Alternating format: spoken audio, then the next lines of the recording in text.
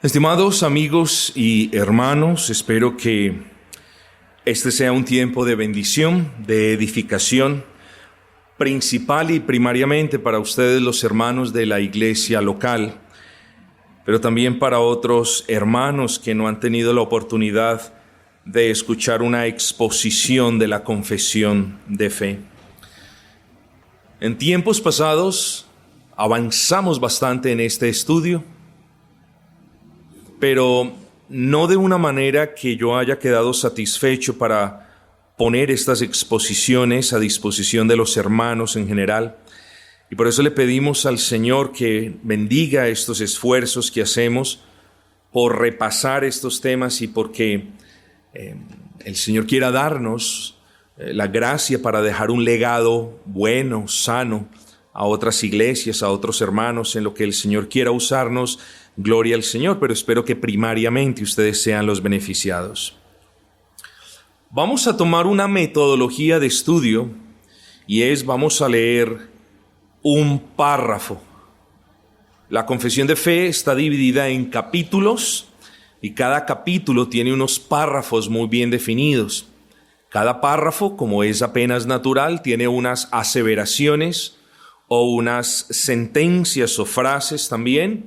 Y vamos a considerar la mayor parte del tiempo esas frases, esas sentencias, esos enunciados dogmáticos, y otros seguramente pasaremos de largo, pero donde haya que detenernos nos vamos a detener. Así que en el día de hoy vamos a leer el segundo capítulo de la confesión de fe, particularmente el primer párrafo. Dice la confesión de fe: el Señor nuestro Dios es un Dios único, vivo y verdadero, cuya subsistencia está en Él mismo y es de Él mismo, infinito en ser y perfección, cuya esencia no puede ser comprendida por nadie sino por Él mismo. Es Espíritu purísimo, invisible, sin cuerpo, miembros o pasiones, el único que tiene inmortalidad y que habita en luz inaccesible. Es inmutable, inmenso, eterno, incomprensible, todopoderoso, infinito en todos los sentidos, santísimo, sapientísimo, libérrimo, absoluto, que hace todas las cosas según el consejo de su inmutable y justísima voluntad para su propia gloria. Es amantísimo, benigno, misericordioso, longánimo, abundante en bondad y verdad, que perdona la iniquidad, la transgresión y el pecado, galardonador de los que le buscan con diligencia y, sobre todo, justísimo y terrible en sus juicios, que odia todo pecado y que de ninguna manera dará por inocente al culpable. Hermosa manera como fue configurado este primer capítulo, este primer párrafo, del segundo capítulo, que se titula De Dios y de la Santa Trinidad. Así que no solo hoy, sino que a partir de hoy vamos a estar hablando por un tiempo de qué es lo que dice la confesión acerca de Dios y de la Santa Trinidad. El día de hoy vamos a considerar dos frases, dos enunciados doctrinales, y esos dos están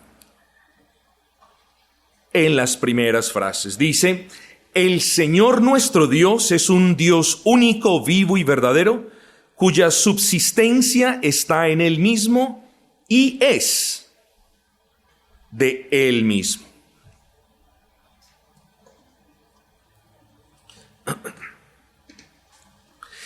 Quiero, mis amados hermanos, que ante todo abran sus Biblias en Deuteronomio capítulo número 6, versículo número 4. Y mientras vamos exponiendo estas hermosas verdades, yo les insto a que en sus corazones vayan elevando oración al Señor, meditando en estas grandes verdades, hermanos, pidiéndole al Señor que no solamente estas verdades sean aplicadas en sus corazones, sino también vividas por ustedes mismos. Deuteronomio 6:4. ¿Qué dice Deuteronomio 6:4? dice: Oye Israel, Jehová nuestro Dios, Jehová uno es. Esta es la oración famosa conocida como el Shema Israel. Shema en el hebreo es oye, escucha, presta atención. ¿Presta atención a qué? A esta verdad que no puede ser ni tocada, ni modificada, ni añadida, ni complementada, porque es una de las verdades más básicas y fundamentales de toda la fe cristiana. ¿Cuál? Que Jehová nuestro Dios, Jehová uno es. En otras palabras, este versículo nos está diciendo que nosotros tenemos un Dios y que nuestra religión, la religión revelada por Dios en su palabra, es una religión estricta y exclusivamente monoteísta. En este versículo dejamos eso en claro. Pero este importante texto contiene mucho más que una mera declaración o advertencia en contra del politeísmo o la idea de que hay varias deidades o divinidades y que las personas tienen que adorarlos. Quiero decir algo, el pecado de la raza humana, estimados hermanos, ha obrado de manera tal en el hombre que los ha llevado a adoptar uno de dos extremos perjudiciales para su alma. Uno de esos extremos es el ateísmo o la falsa creencia de que no hay un Dios. Y el otro falso extremo, que es un extremo igual de aberrante al primero, es el politeísmo. No caigamos en la trampa de escoger entre el menor de dos perversiones. Tanto el ateísmo como el politeísmo son cuestiones depravadas, producto del pecado del ser humano. Cuando usted lee Deuteronomio, capítulo 6, versículo 4, usted va a encontrar que este versículo no solamente le advirtió a Israel acerca del politeísmo reinante y rampante de aquel entonces, sino que les mostró y de paso nos muestra a nosotros también quién es Dios. Dios es Jehová, aquel que tiene vida en sí mismo. Ese es Dios.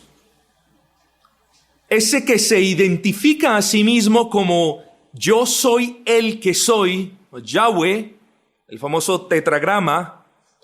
Ese es nuestro Dios.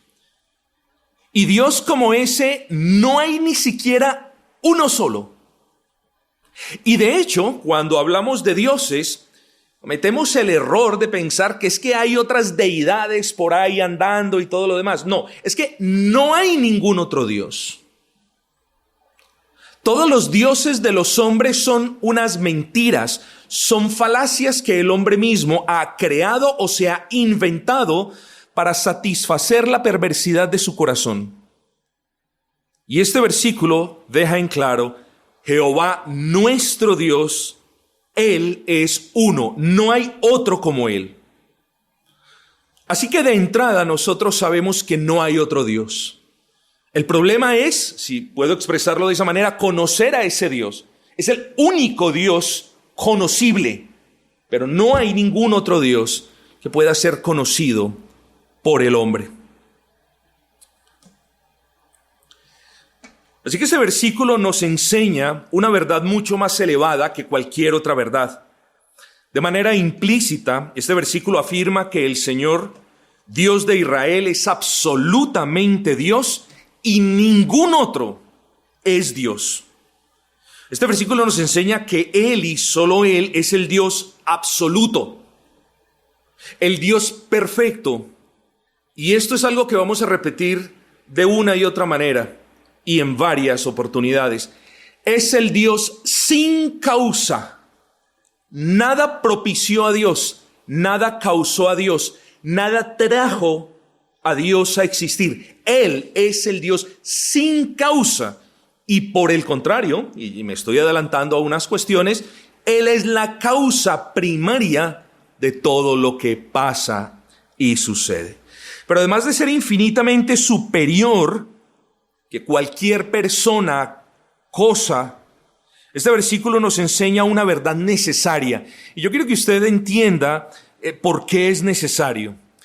Nos enseña una verdad necesaria porque nos muestra algo sin lo cual nadie se podría relacionar correctamente con Dios. Es decir, para una correcta relación con Dios, cada ser humano debe conocer al respecto de la singularidad, de la aceidad y de la incomprensibilidad. Así que cuando nosotros pensemos en nuestro Dios, en el Dios a quien amamos, a quien adoramos, debemos pensar en estas tres cosas: la singularidad de Dios, la aceidad de Dios y la incomprensibilidad de Dios. Cuando hablamos de la singularidad de Dios, y no quiero faltarles al respeto ni insultar su inteligencia, cuando hablamos de la singularidad de Dios, hablamos de que, como ya lo dijimos, no hay dioses aparte de Él, no hay deidades aparte de Él. Cuando hablamos de la aceidad, hacemos referencia a esa característica que lo define como el único ser que tiene vida en sí mismo, cuya vida no fue dada por otro ni causada por otras contingencias. Así que cuando pensemos en nosotros decimos, es que tenemos vida. Sí, pero tenemos vida, uno, porque Dios, el Dios de la vida, nos dio vida, y dos, porque no solamente Él es el dador de la vida, sino el sustentador de la misma. Pero cuando pensamos en Dios, hablamos de ese ser superior, infinito en todos sus atributos, tal y como nos lo acaba de describir la confesión de fe, que tiene vida en sí mismo, que la vida que Él tiene ha sido infinita, que la vida que Él tiene no fue causada por nada ni por nadie, ni depende de nada ni de nadie. Mira la grandeza de tu Dios, hermano. Y sé que estas son verdades que nosotros ya teníamos, ya comprendíamos. No obstante, recuerda siempre su singularidad. Y ahorita ustedes van a entender por qué. Su aceidad y su incomprensibilidad. Cuando hablamos de la incomprensibilidad de Dios, no caiga en la trampa de pensar, no, es que a Dios, nadie lo entiende. ¿Quién lo podrá entender? ¿No? Veamos qué significa incomprensibilidad. Hermanos, cuando hablamos de la incomprensibilidad de Dios, a lo que estamos haciendo referencia es a que Dios, siendo eterno e infinito y perfecto en todos sus atributos y en sabiduría también, no es posible que nosotros, criaturas hechas por Él, con mentes finitas, puedan comprender lo infinito. Espero que me hayan comprendido. Decimos que Dios es incomprensible porque nosotros no alcanzamos a comprender la infinitud o la inmensidad de su sabiduría, de su amor y de cada uno de sus atributos. Cuando hablamos de que Dios es incomprensible, también tenemos que tener en cuenta que nosotros no comprendemos en muchas ocasiones sus providencias, sus designios, no los comprendemos. Aquí es cuando hay que hacer una diferencia clara entre conocible y comprensible. Dios es un Dios conocible. Nos podemos relacionar con Él porque Él se ha revelado a nosotros por medio de la palabra. Pero Dios no es comprensible, al menos en la infinitud de su ser. ¿Y qué dice la Escritura acerca de quién es el que comprende lo que hay en la infinitud del ser de Dios? El Espíritu de Dios que sondea las profundidades inescrutables de su sabiduría. Nosotros no. Como ya lo dije, en segundo lugar, es incomprensible a causa de su soberanía. Nosotros no comprendemos muchos de sus procederes y de sus providencias. Y tres, cuando hablamos de incomprensibilidad, de inmediato tenemos que meditar en quién es Dios.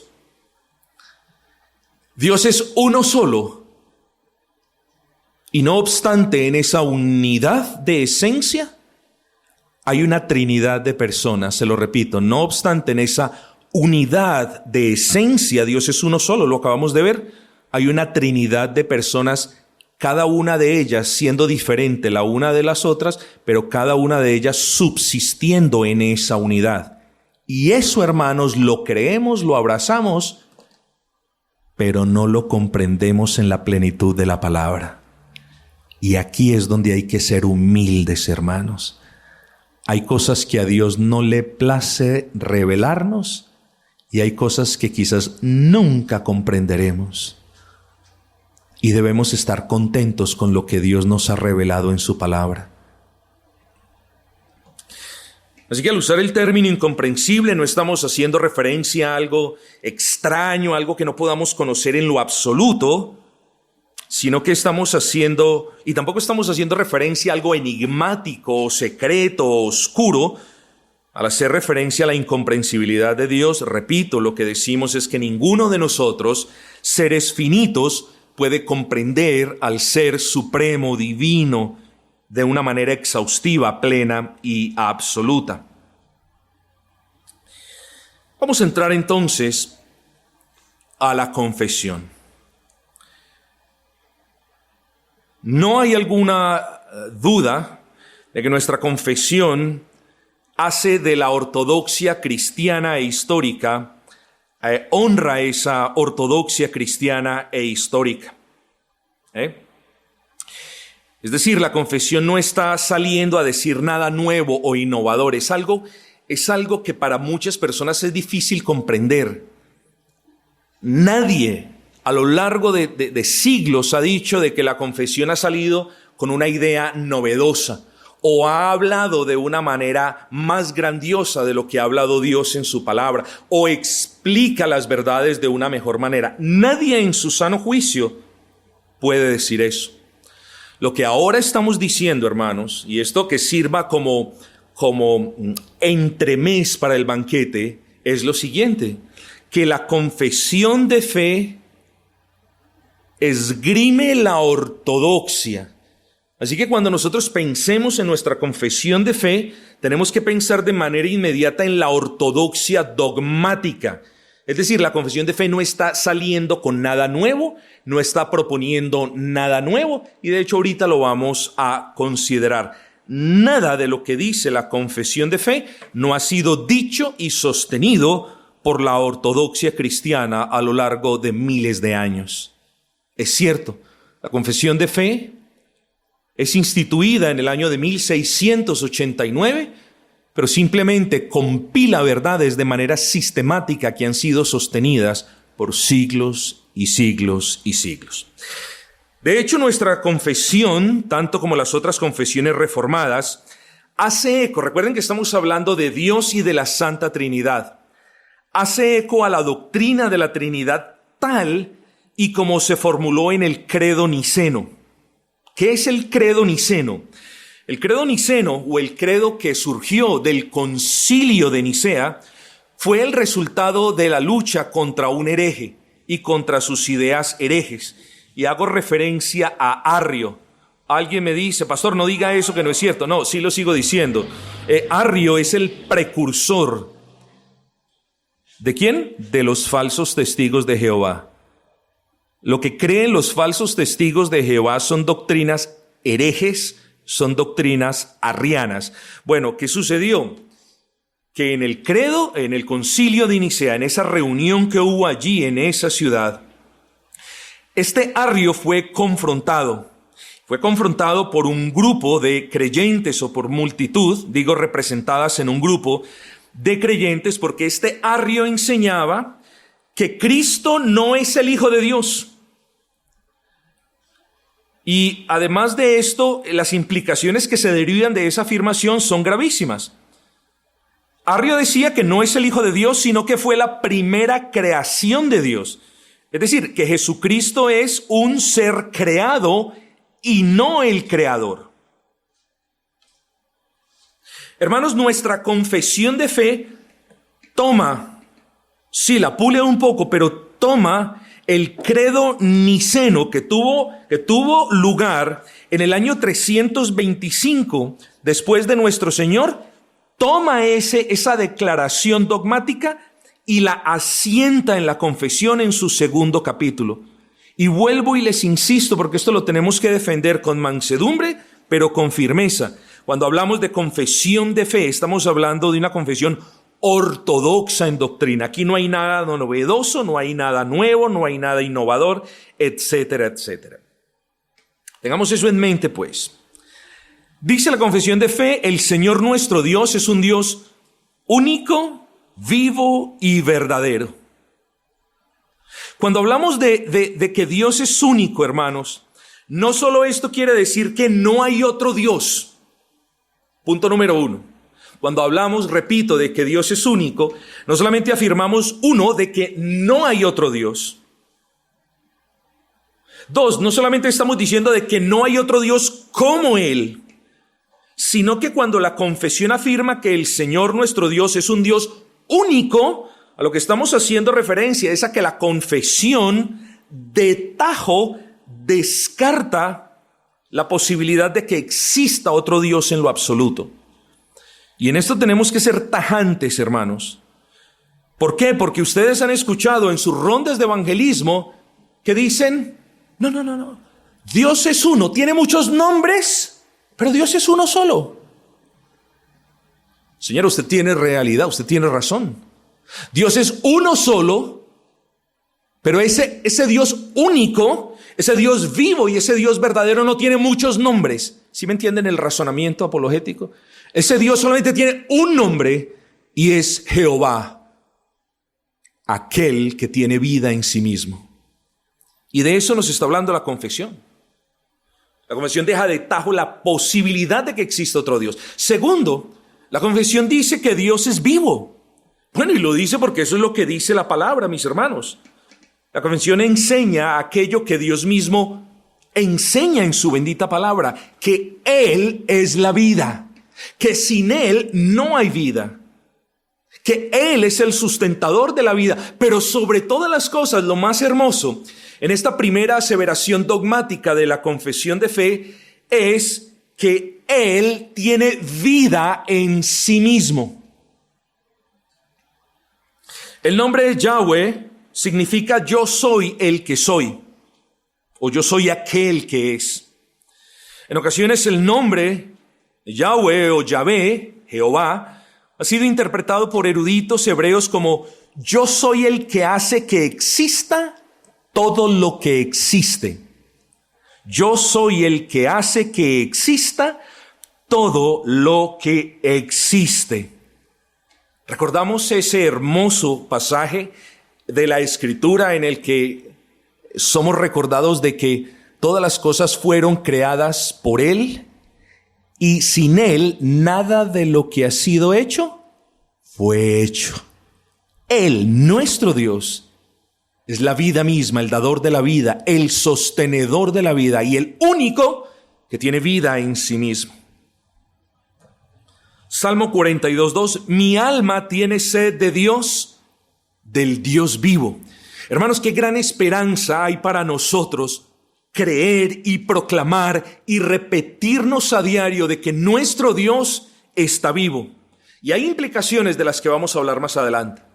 Segunda de Corintios 3:3, siendo manifiesto que sois carta de Cristo, expedidas por nosotros, escrita no con tinta, sino con el Espíritu del Dios vivo. Hebreos 10:31, horrenda cosa es caer en manos del Dios vivo. Así que no voy a quedarme morando mucho tiempo aquí. Es obvio que la Escritura nos dice, Dios es un Dios vivo. Ojo con esto. Note las implicaciones de la verdad que acabamos de denunciar. Note las implicaciones. Primero, ahora ya miremos la perspectiva de la Escritura. Sí, la confesión nos dice algo, pero ahora miremos lo que nos dice la Escritura. Si hemos probado que Dios es un Dios vivo, hágase la pregunta, ¿qué implicaciones hay para usted? Repito, si usted ya sabe, ya tiene claro que Dios es un Dios vivo, ¿qué implicaciones hay para mí? ¿Cómo me beneficio yo? ¿Cómo se beneficia mi alma de tener a un Dios vivo? Primero, una de las cuestiones que debemos tener en claro es que Él es la fuente de vida, hermanos. Hoy, ninguno de nosotros hubiese estado acá si el Dios vivo no le hubiera dado vida a usted. Así que el hecho de que usted esté acá, recibiendo la instrucción, adorando con los hermanos, sirviendo con los hermanos al Señor, amándose, corrigiéndose, sustentándose, soportándose mutuamente el uno con el otro, es la prueba de la existencia de Dios. Porque antes usted no tenía los deseos que ahora tiene. Antes usted no quería hacer lo que hoy quiere hacer. Y eso se explica en términos de que antes usted estaba muerto en sus delitos y pecados. Así que el Dios vivo le dio vida a usted para que hoy usted sienta la necesidad de Él y para que se sobrecoja al ver su magnitud y para que se goce deleitándose con sus bendiciones. El Dios vivo es la fuente de vida para su alma. Es decir, sin el Dios vivo no hay vida para el alma. Ojo con esto. Juan 4:14. Mas el que bebiere del agua que yo le daré no tendrá sed jamás, sino que el agua que yo le daré será en él una fuente de agua que salte para vida eterna. Ahí usted puede ver la necesidad que tienen los incrédulos del Dios vivo, no de una religión, no de asistir al templo, no de una penitencia, que es una necedad, no de otras cosas, sino la necesidad del Dios vivo. Apocalipsis 21:6. Y me dijo, hecho está, yo soy el alfa y la omega, el principio y el fin. Al que tuviere sed, yo le daré gratuitamente de la fuente del agua de la vida. Hermanos, ¿qué necesitan las almas que están muertas en sus delitos y pecados? ¿Qué necesitan? Oh, si usted me dice necesitan de la gracia de Dios, yo le digo, claro, eso necesitan. Pero en términos de lo que estamos considerando ahorita en la confesión de fe, esas personas necesitan que el Dios vivo, el único que puede dar vida y el único que la sostiene, tenga misericordia de ellos y les conceda vida en Cristo. Así que si Dios no existiese, eso tiene implicaciones grandísimas. Ninguno de nosotros existiría para comenzar. Se basa del mismo principio de la existencia de Dios. Si Dios no existiese, ninguno de nosotros existe. Y el mero hecho de pensar que Dios no existe es ilógico e irracional. Y espero que también el Señor me conceda la gracia de exponer estas cosas en el estudio del libro de Génesis. Así que mire las implicaciones. Ahora bien, primer punto, miren la necesidad. Los incrédulos necesitan que Dios les dé vida. Pero nosotros que ya tenemos vida en Cristo, continuamos dependiendo del Dios vivo. Ojo con eso. No es que ya tenemos vida y pues bien, venga. No. Nosotros, aquellos que tenemos vida en Cristo, aquellos que por la gracia del Señor hemos tomado de esa fuente de agua viva, nosotros necesitamos del Dios vivo. Y necesitamos, estimados hermanos, que Él nos sustente, porque nada vivo puede existir sin que Él le haya concedido vida. Esto no es un trabalenguas, es una realidad. No hay nada vivo que exista sin que Dios lo haya permitido. Así que, cuando usted vea una planta, recuerde que hay un Dios vivo. Cuando usted vea un animal, recuerde que hay un Dios vivo. Y cuando usted vea a un impío, también recuerde que hay un Dios vivo. Cuando usted vea a un creyente, maravíllese porque el Dios vivo no solamente le dio vida al hermano, sino que es el sustentador de la vida del hermano. Miren las implicaciones de eso. Cuando la Biblia, y por ende nuestra confesión de fe, habla de un Dios vivo, a lo que hace referencia es a la vida que Dios posee en sí mismo. Cuando hablamos de un Dios vivo, hacemos referencia a que Él es el dador de la vida, y no solo eso, sino recuerden a que Él es el sustentador de la vida. Nadie, por ende, tiene derecho a quitar la vida del hombre, y nadie tiene derecho a quitarse su propia vida, aunque ese no es el tema de este estudio. Este Dios vivo que nos muestra la confesión es un Dios que, a diferencia de los ídolos, y mire la otra implicación.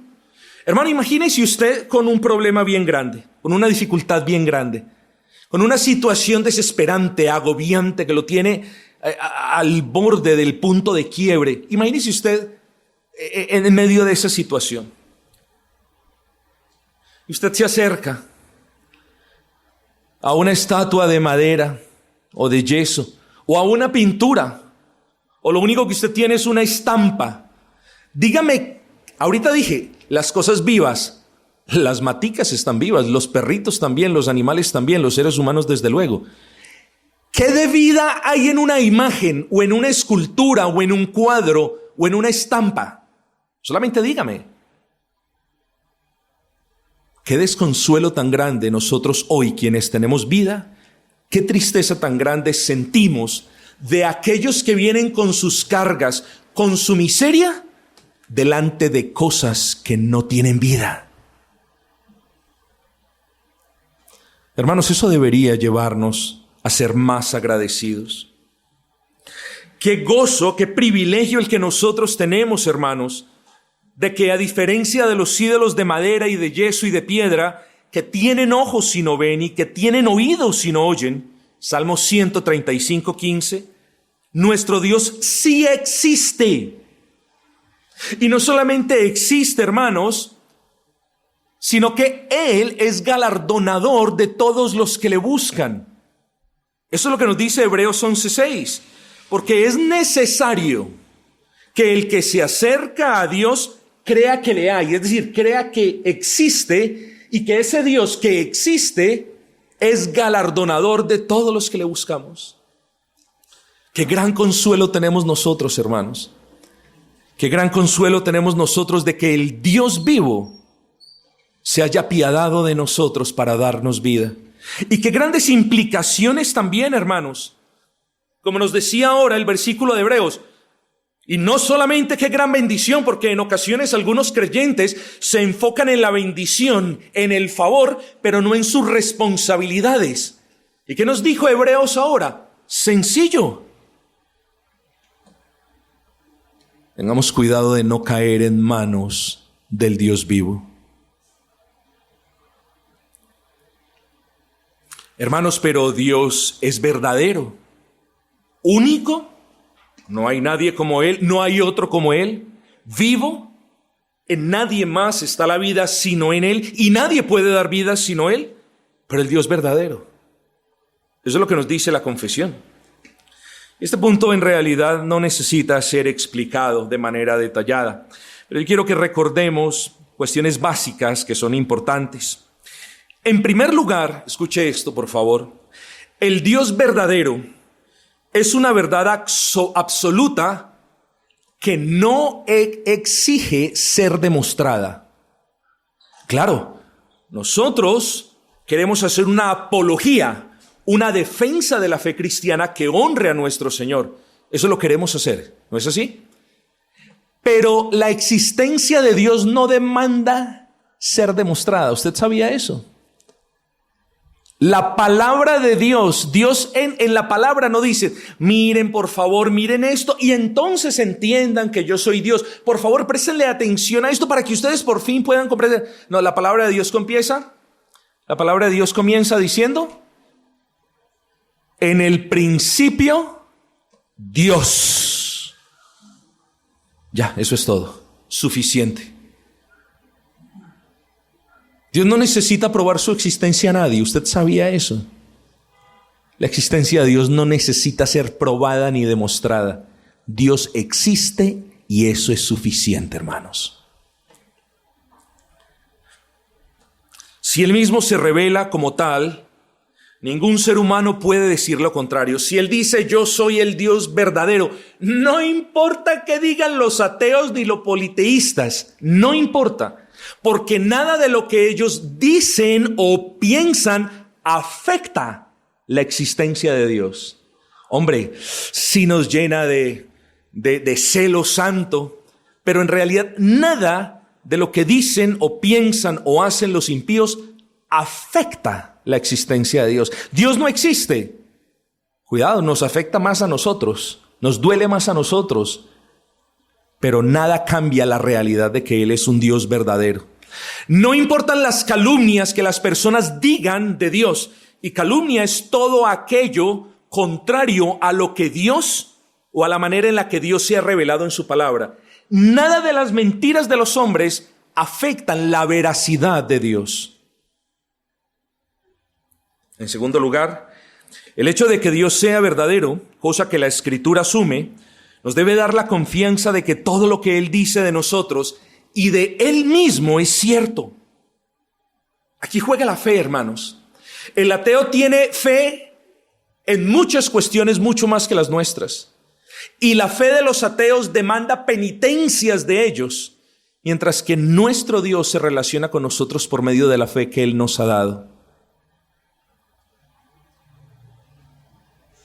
Tenemos la confianza, hermanos, de que todo lo que dice Dios de Él mismo, de sus atributos, de sus tratos con los hombres, todo lo que dice Dios acerca de nosotros es verdadero, hermanos. Y eso que dice Dios no necesita ser ni complementado, no necesita ser rebajado, ni medrado, ni ayudado, ni tocado de ninguna manera, porque la veracidad de Dios es suficiente. Jeremías 10:10, termino con esto. Mas Jehová es el Dios verdadero, Él es el Dios vivo y Rey eterno. Juan 17:3. Y esta es la vida eterna, que te conozcan a ti, el único Dios verdadero, y a Jesucristo, a quien has enviado. Quería proceder con la segunda frase, pero voy a cortar en este momento para que todos podamos entonces asimilar de una manera tranquila estas verdades. Hermanos, que no pase la semana sin meditar en los sermones. Piense en el sermón evangelístico. Piense la manera como usted roba a Dios o a los demás. Medite en el llamado que Dios le hace de ser consecuente con la obra de Dios en usted.